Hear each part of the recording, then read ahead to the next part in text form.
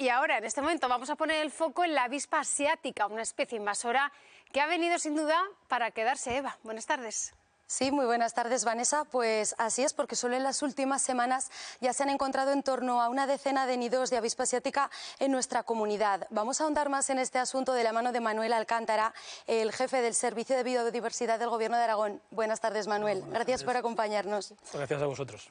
Si os parece, vamos a ver cuál es la situación en Aragón. Vamos a verlo de una manera un poquito más gráfica y visual. A ver cómo quedaría ese mapa de presencia de la avispa asiática aquí en nuestra región. Manuel, ¿cuáles son esos puntos que ahora quizá preocupan un poquito más? Vemos que sobre todo zonas rurales. Sí, bueno, sobre todo en los últimos tiempos lo que hemos tenido ha sido una invasión de la parte más oriental de la comunidad autónoma, que no teníamos presencia hasta hace poco tiempo, porque sí que teníamos más localizado las situaciones del Pirineo, del Prepirineo y de las 5 villas, que es donde más presencia hemos tenido desde que la especie empezó a detectarse en Aragón, que fue en el año 2016, ¿no? Hemos visto que hace poco se retiraba algún nido en Favara, en Borja, por ejemplo, la semana pasada. ¿Por qué ha aumentado la presencia de esta especie invasora en los últimos años? Bueno, sobre todo en los 2 últimos años debe tener mucho que ver con la climatología, ¿no? Es una especie que le van muy mal los inviernos fríos y los inviernos secos, y precisamente estos últimos años ha habido inviernos relativamente dulces y primaveras relativamente lluviosas, con lo cual ha permitido que buena parte de los animales que tenían que haberse muerto en invierno hayan sobrevivido y hayan podido crear nidos al año siguiente, ¿no? Manuel, ¿hay alguna explicación a que se concentre o que haya más casos en zona, como decías, de Pirineo, Prepirineo o 5 villas, más que en otras zonas o comarcas? En realidad tiene mucho que ver con el efecto de la procedencia. O sea, la avispa se detectó por primera vez en España en Navarra, en el año 2010, ¿no? Y a partir de ahí colonizó toda la cornisa cantábrica, ambientes muy oceánicos, por así decir. Y ese es un poco el origen de que haya colonizado sobre todo el Pirineo. Por otra parte, también en Francia hay mucha presencia de la avispa asiática. Entonces son ambientes, bueno, más cercanos y que les permite localizar. Si os fijáis, en el Pirineo no está en el Pirineo más duro, sino que está en el Pirineo más atlántico, en el Pirineo más dulce, por así decirlo. Manuel, ¿es preocupante la situación que se está viviendo en Aragón? Yo creo que no tenemos que preocuparnos, pero sí tenemos que ocuparnos. Quiero decir, es una situación en la que tenemos que estar alertas a ver qué ocurre y a ver cómo evoluciona, porque bueno, depender de muchas circunstancias y sobre todo tratar de lo que es fundamental en esta especie, de hacer una detección temprana de la presencia de nidos para poder intervenir lo más rápido posible. Como decís antes, erradicarla es prácticamente imposible, con lo cual tenemos que convivir con ella y tenemos que saber un poco distinguirla para poder intervenir lo antes posible, ¿no? Hay que destacar también que la avispa asiática es un insecto cuyo veneno es más rápido, más eficaz, más potente que el de la avispa común que acostumbramos a conocer. A todos nos ha picado en alguna vez una avispa, ¿no? Pero sí que es verdad que el de la avispa asiática es más potente, así que, Manuel, conviene distinguir estos dos insectos. ¿Cómo podemos identificarlas? Sí, conviene distinguirlos, de todas maneras un matiz, no es que el veneno sea más potente, sino que la especie es un poquito más grande, por eso tiene un poquito más efecto. Y sobre todo el problema con el avispón es que genera nidos muy grandes, con varios cientos de ejemplares o incluso miles, y esto puede provocar un ataque múltiple por parte de muchos ejemplares. La manera de distinguirla, la avispa asiática es una avispa grande, es una avispa que las reinas miden del orden de 3 centímetros, las obreras un poquito menos, 2 centímetros y medio. Se caracteriza por tener el tórax, la parte superior de donde arrancan las patas, de color negro un poco aterciopelado. La cabeza es negra por la parte superior, la mandíbula de color amarillo, y sobre todo tiene alguna parte muy distintiva que son las patas. Las patas son negras en el arranque de las patas y amarillas en la parte distal. Si comparamos con la avispa común, por así decir, las patas son completamente amarillas, es más pequeña, tiene ese diseño abigarrado negro y amarillo en el abdomen, mientras que en la avispa asiática lo que tiene es la mayor parte del abdomen negra, con una franja amarilla en la parte más cerca de la cintura, por así decir, y una parte más de color naranja amarillento en la parte más de la punta. Esa es un poco la manera de distinguirla. Hay un avispón europeo, autóctono por tanto, de un tamaño muy similar al avispón asiático, pero tiene un diseño muy parecido al de la avispa común, es decir, de colores amarillos y negros muy patentes, ¿no? Bueno, pues también la retirada de estos nidos tiene que hacerse de una manera muy minuciosa, muy específica. Hace poco, aquí en la capital aragonesa, los bomberos del Ayuntamiento de Zaragoza tuvieron que retirar un nido ubicado en un árbol en Torrero. Vamos a ver cómo fue esa intervención. En este caso limpiamos por la mañana, limpiamos todo el árbol, toda la zona, descopamos toda la zona cerca del nido, y por la noche con luz roja, porque ellas el infrarrojo no lo ven, con luz roja bien equipados y con la ayuda de una autoescala llegamos hasta el nido muy bien, casi apenas se alteraron, y con una bolsa negra opaca metimos el nido completo con las avispas vivas, sin utilizar insecticida. Con un golpe seco lo metimos en la bolsa. Una vez que cogimos ese nido, lo llevamos a un congelador que tenemos en el contenedor de animales de Parque 1, y ahí permanecieron unos 3-4 días para darles muerte. Manuel, porque podemos decir que esta especie es peligrosa, ya no tanto para los humanos, pero sí para el medio ambiente y para la biodiversidad. Sí, bueno, es una especie exótica invasora y como exótica que es, está un poco fuera de lugar y por lo tanto genera unos desequilibrios ecológicos importantes porque tiene unos impactos sobre otras poblaciones de especies muy considerables. En el caso del avispón asiático, además, tiene un impacto muy importante sobre la abeja melífera, sobre la abeja común, que es la que nos produce la miel. Entonces, aparte del impacto ambiental, tiene un impacto económico que no es pequeño, ¿no? Sobre todo en situaciones en que la densidad es muy alta, directamente depreda sobre las abejas y puede dejar que una colmena se quede seca completamente. Hemos visto algunas de las imágenes que nos mostraban, gracias al trabajo de bomberos APNs en Aragón. ¿Cuánto puede llegar a pesar, a medir un nido de avispa asiática y cuántos ejemplares puede haber dentro? Porque son muchísimos, sí, más de los que nos imaginamos. Un nido normal puede tener del orden de 1000 ejemplares aproximadamente, ¿no? Son muy voluminosos. Tienen un tamaño de unos 80-90 centímetros de alto, incluso pueden tener un metro de diámetro. Lo que ocurre es que son relativamente poco pesados porque están construidos con una especie de papel y por lo tanto pues un nido pues a lo mejor pesa 8 kilos, 7 kilos, una cosa así, los más voluminosos, de manera que no es una cuestión de que se te pueda caer encima y puede generar un problema, sino que es el contenido el que genera el problema, ¿no? ¿Siempre en los árboles o no? No siempre. Habitualmente en los árboles y además muchas veces en árboles caducifolios, lo cual hace especialmente difíciles detectarlos porque durante el verano las hojas enmascaran el nido y no se puede ver bien y no es hasta el otoño cuando las hojas se caen cuando lo puedes ver, ¿no? Pero a veces también lo hacen en aleros de edificios o en pajares, en sitios un poco atípicos, ¿no? Además hay que distinguir que estos nidos de los que hablamos son lo que llamamos nidos secundarios, son los nidos donde están la mayor parte de la colonia. Antes de esos nidos, en primavera, hacen unos nidos pequeños, son llamados nidos primarios, que tienen el tamaño de una manzana o de una naranja, donde está una reina y un grupo de obreras. Ese nido lo abandonan y a partir de él es cuando construyen durante la primavera los nidos grandes, estos nidos secundarios. Pues los que hablamos. Pues fíjense, porque una sola avispa asiática puede llegar a matar hasta unas 50 abejas al día. Los apicultores aragoneses temen que esta especie pueda acabar con sus colmenas. Saludamos ya a esta hora de la tarde. Hablamos con el responsable del sector apícola de Coag, Pedro Los Certales. Muy buenas tardes, Pedro. ¿Qué tal? Buenas tardes, ¿cómo estamos?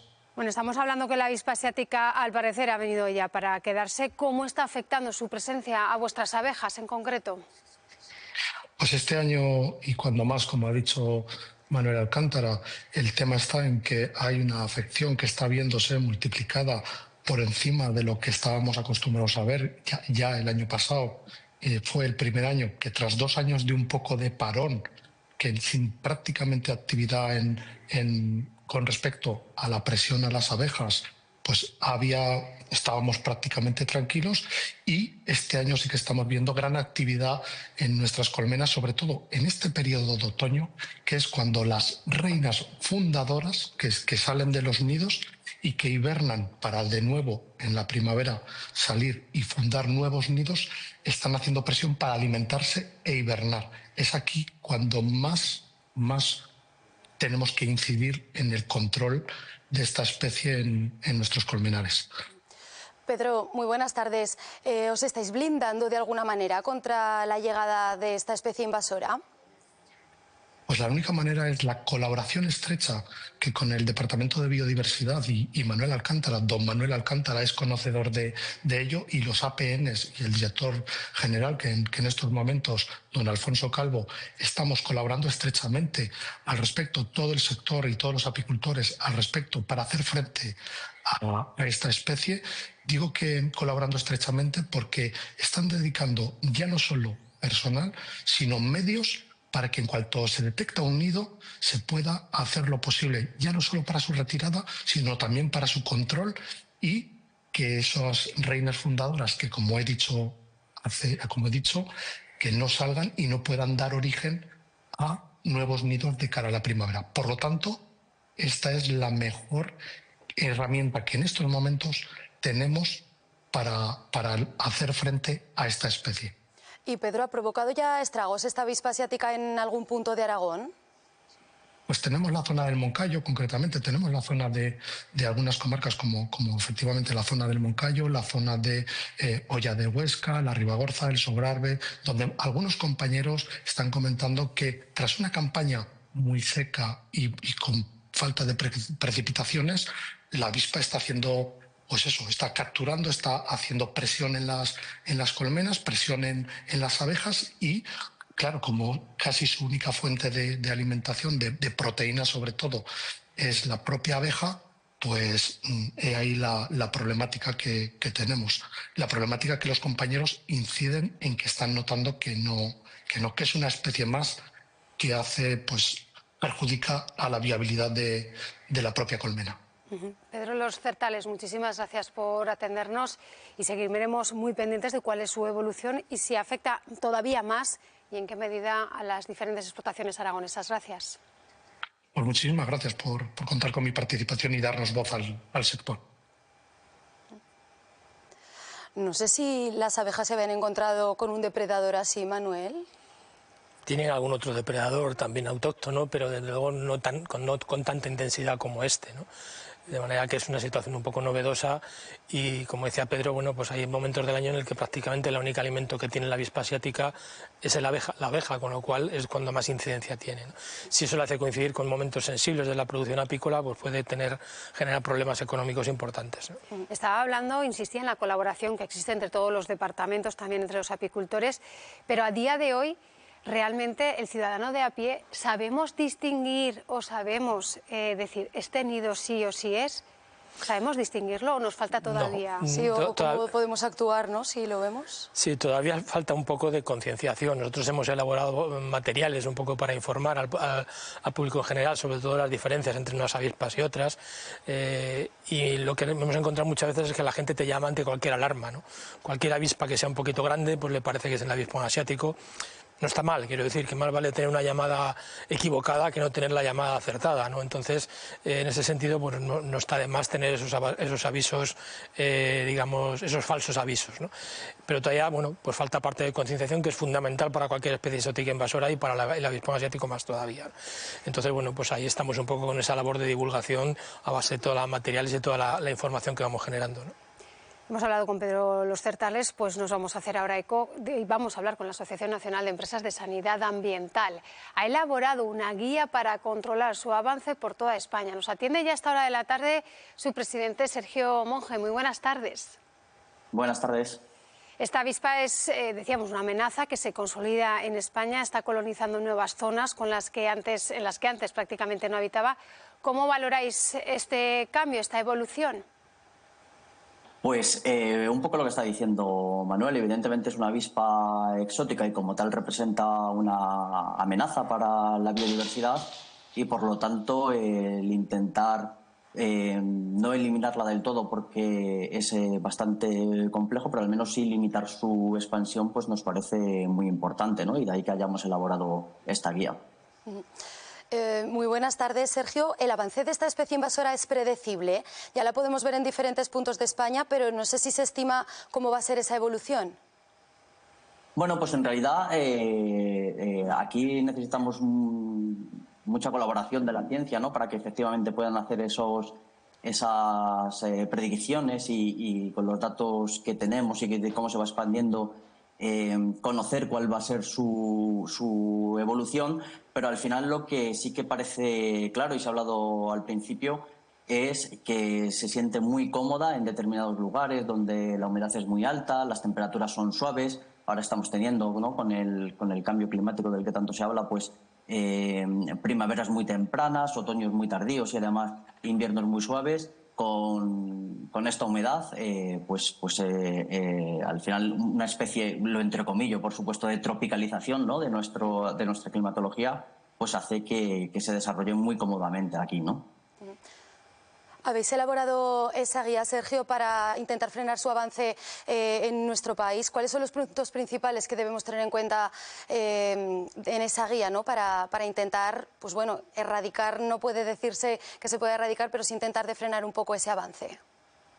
Bueno, pues nosotros siempre hablamos de la gestión integrada de plagas y esto quiere decir que todos los agentes que están involucrados en su control pues tienen que tener una coordinación, ¿no? Esa coordinación va, como he dicho, desde la ciencia, que es la que nos va a ayudar a conocer su biología y la ecología de la especie y, por tanto, poder incluso tener modelos predictivos de cuál va a ser su expansión, pasando por las administraciones públicas que van desde el Ministerio de Transición Ecológica hasta las comunidades autónomas y las corporaciones locales, que son quienes luego tienen la competencia a la hora de actuar, empresas profesionales como las que nosotros representamos, que somos las que podemos utilizar biocidas para su control, y luego la ciudadanía, ¿no? Yo creo que la ciudadanía también juega un papel muy importante en lo que hablamos la ciencia ciudadana, que son quienes habitualmente detectan primero estos nidos y esos avisos, como decía Manuel. Creo que es muy importante, creo que es importantísimo